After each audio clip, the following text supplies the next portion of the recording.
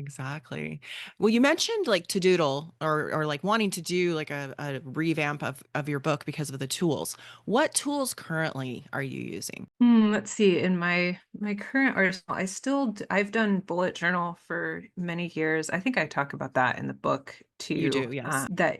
I mean, I've kept a notebook of some kind since I was in seventh grade. Bullet journal really helped me with a structure for the everyday and not just when I feel like I need to process something through longhand writing. And it does help me to go back and see like what the heck happened in in my life and what I might have thought about it. What I love that And you yeah, mentioned about bullet journaling, which I've actually found through I moved my planner, but I use a tool planner and TUL. But what you mentioned with bullet journal is like you can just leave out what doesn't work for you. Whereas oh with some yeah, planners, I have a stack of planners behind me because I plan to make an ADHD planner. And what I like about Tool is I can open it up and the pages go in and out really easily.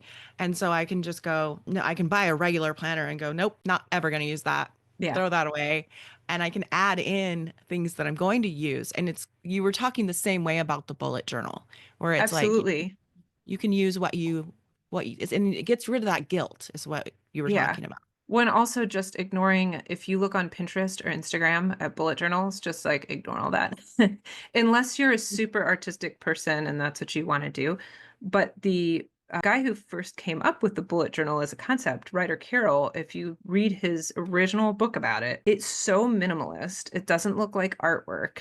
It's very bare bones, and he came up with it as a way to deal with his own ADHD I and thought I yeah. remembered he had ADHD. That's Yeah. right. And then people took off with it as like a visual medium. And there are bullet journal spreads on the internet that look like works of art. And it just is an impossible standard for most people that unless you think that's really fun. But I sometimes, even if I want to hand letter a heading somewhere, I'll just like write it in pencil first. And then if I have time and need to fidget and doodle during a meeting or something, I will go back and do it. But most times I don't. And so there are just these like, pencil things, placeholders and whatever. But yeah, so the bullet journal is a big tool that I use for staying organized.